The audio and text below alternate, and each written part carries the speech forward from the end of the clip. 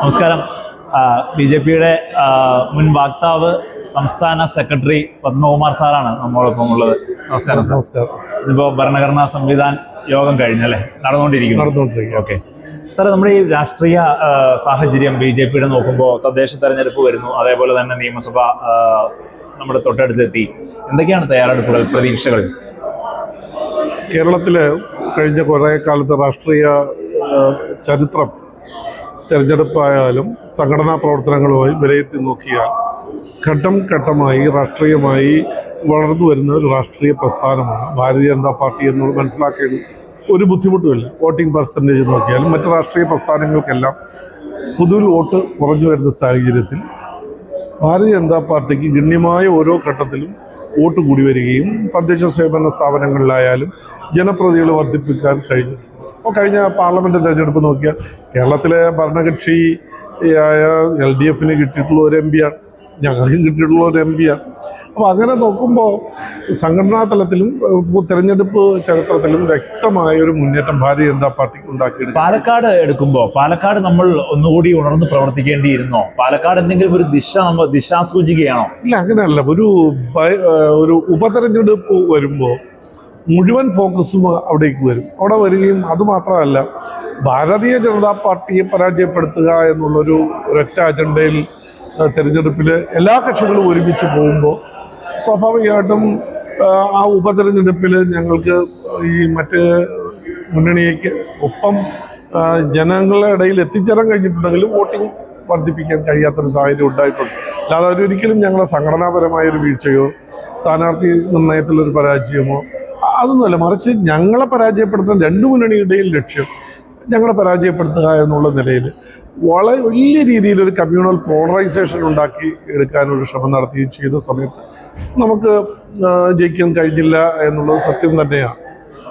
മാത്രമല്ല, ഒരു ഉപതെരഞ്ഞെടുപ്പാകുമ്പോൾ കേരള രാഷ്ട്രീയത്തിൽ അത് ജയം വന്നാലും പരാജയം വന്നാലും വലിയൊരു മാറ്റം ഉണ്ടാകാൻ പോകുന്നില്ല എന്നുള്ളത് കൊണ്ട് ക്ലിയറാണ് സാർ, ക്ലിയറാണ്. കേരളത്തിലെ നമ്മൾ LDF UDF ഒരു നേതൃമാറ്റം, നേതൃസ്ഥാനത്തെക്കുറിച്ചുള്ള വലിയ ചർച്ചകൾ വന്നുകൊണ്ടിരിക്കുകയാണ്. ഇതാണ് ഞങ്ങളുടെ നേതാവ് എന്ന് പറഞ്ഞു കാണിക്കാൻ അങ്ങനെ എന്തെങ്കിലും ഉണ്ടോ? ഒരു അല്ല, അത് മറ്റ് രാഷ്ട്രീയ പാർട്ടികളും നമ്മളും തമ്മിലുള്ള ഒരു വ്യത്യാസം എന്ന് പറഞ്ഞാൽ ഇല്ല. മറ്റ് ആളുകളൊക്കെ വിലയിരുത്തുന്നത് മറ്റ് രാഷ്ട്രീയ പാർട്ടികളെ പോലെയാണ് BJP വിലയിരുത്തുന്നത്. അവരിലൊരു നേതാവായി കഴിഞ്ഞു കഴിഞ്ഞാൽ ആജീവനാന്തം വരെ ആ നേതാവിനെ തന്നെ ഉയർത്തി കാണിക്കുകയും അതിൻ്റെ പിന്നിൽ കുറേ അണികളെ ഗ്രൂപ്പ്, ഈ സൗരയൂഥം പോലെ കുറേ ഉപഗ്രഹങ്ങളുമായി നടക്കുന്നൊരു രീതിയുണ്ട്. ഞങ്ങളങ്ങനെയല്ല. ഞങ്ങൾ ഓരോ 3 വർഷം കഴിയുമ്പോഴും ബൂത്ത് തലം മുതൽ അഖിലേന്ത്യാ പ്രസിഡന്റ് വരെ മാറ്റം ഉണ്ടായിക്കൊണ്ടേയിരിക്കും. അപ്പോൾ ഇന്ന നേതാവല്ല. ഞങ്ങൾക്ക് ധാരാളം നേതാക്കന്മാർ, മുൻ സംസ്ഥാന പ്രസിഡന്റുമാരുണ്ട്, സംസ്ഥാന നേതാക്കന്മാരുണ്ട്, നിലവിലുള്ള നേതാക്കന്മാരുണ്ട്. ഇപ്പം തന്നെ സംഘടനാ തെരഞ്ഞെടുപ്പ്, മറ്റ് കോൺഗ്രസിനെ കുറിച്ച് എന്തുമാത്രം ചർച്ചകളാണ് വരുന്നത്. ഞങ്ങളെക്കുറിച്ച് നെഗറ്റീവ് ന്യൂസുകൾ ചില തൽപര കക്ഷികൾ പ്രചരിപ്പിക്കുന്നുള്ളതല്ലാതെ ഞങ്ങൾ ഈ കേരളത്തിൽ 140 അസംബ്ലി മണ്ഡലത്തിന് സംഘടനാ തലത്തിൽ 280 മണ്ഡലങ്ങളാക്കി മാറ്റി. 280 മണ്ഡലങ്ങളിലും തെരഞ്ഞെടുപ്പ് പൂർത്തീകരിച്ചു. മണ്ഡലം പ്രസിഡന്റുമാരെ പ്രഖ്യാപിച്ചു കഴിഞ്ഞു. കുറച്ച് സ്ഥലങ്ങളിൽ മാത്രമാണ് വീണ്ടും ഒരു പുനർചിന്തനത്തിന് വേണ്ടി വെച്ചിട്ടുള്ളത്. അത് കഴിഞ്ഞ് ജില്ലാ പ്രസിഡന്റ് സമവായം കഴിഞ്ഞതാ ഈ മാസം തന്നെ, അവസാനം തന്നെ അത് തെരഞ്ഞെടുപ്പ് നടത്തി പ്രഖ്യാപിക്കാൻ പോവുകയാണ്. BJPയുടെ സംഘടനാ പ്രവർത്തനം മികവ് പുലർത്തുന്നത് തന്നെയാണ്. അപ്പൊ അതുകൊണ്ടാണ് മറ്റു രാഷ്ട്രീയ പാർട്ടികളുടെ ചേരിതിരിവുകളോ അല്ലെങ്കിൽ അവർ പ്രസിഡന്റിന്റെ മാറ്റമുണ്ട്, നേതൃമാറ്റമുണ്ടോ എന്നുള്ള നിലയിലുള്ള ഒരു ചർച്ച ഞങ്ങളുടെ ഇടയിൽ വരുന്നില്ല. ഞങ്ങൾ ഈ പ്രക്രിയ തുറന്നുകൊണ്ടേയിരിക്കും. അപ്പോൾ അയോധ്യ നമുക്കറിയാലോ, ആ ഇഷ്യൂ ഉണ്ടായി, രഥയാത്രയൊക്കെ നടന്നു. അദ്വാനി അദ്ദേഹത്തിന് ഇന്ത്യൻ രാഷ്ട്രീയത്തിൽ അന്ന് എൻ്റെ പീക്കിൽ നിൽക്കുന്ന സമയത്താണ് അദ്ദേഹത്തെ മാറ്റിയിട്ട് മുരളി മനോഹർ ജോഷി വരുന്നത്.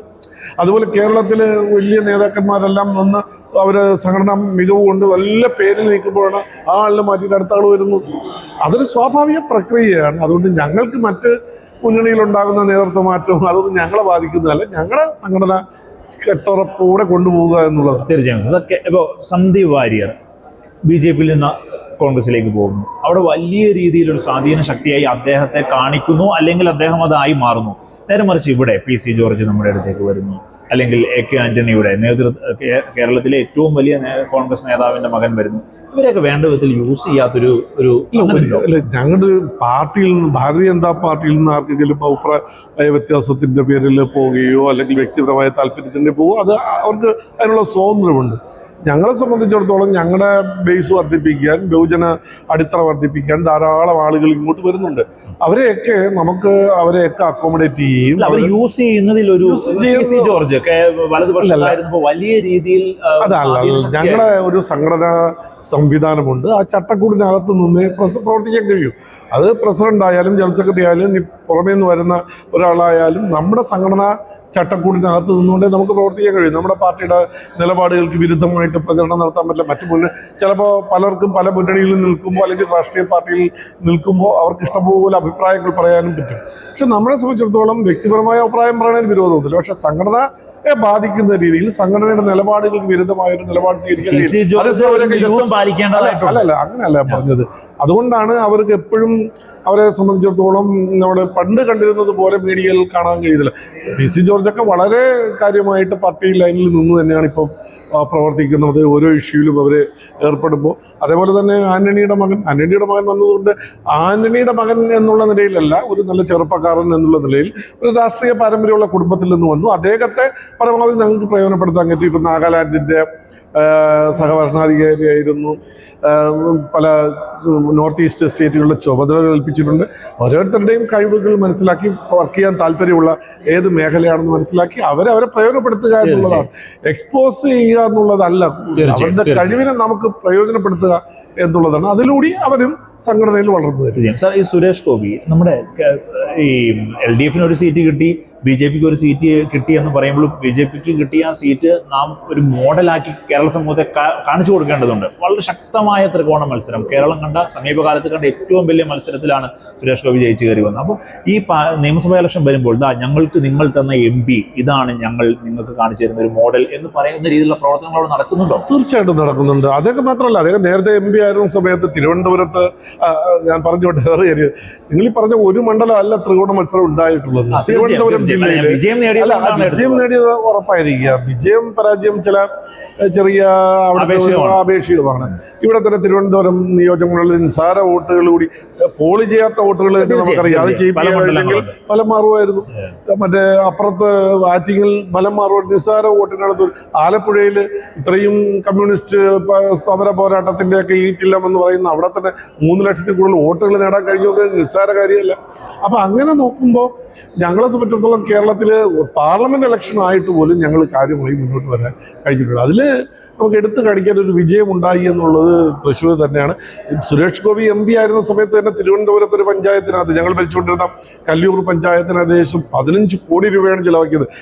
ആദർശ് ഗ്രാമ പദ്ധതി അനുസരിച്ച് സൻസാദ് ആദർശ് യോജന പ്രധാനമന്ത്രിയുടെ, നിങ്ങൾക്ക് ഓരോ MPക്കും ഒരു ഇഷ്ടപ്പെട്ട ഗ്രാമം ഏറ്റെടുത്ത് പ്രത്യേക പാക്കേജുകൾ കൊടുത്ത് ആ ഗ്രാമത്തെ വളർത്തിയെടുക്കാൻ കഴിയുന്നുള്ളതിൽ കല്ലൂരിൽ ചെയ്തിരുന്നു. 15 കോടി കൂടുതൽ രൂപ ചെയ്തിരുന്നു.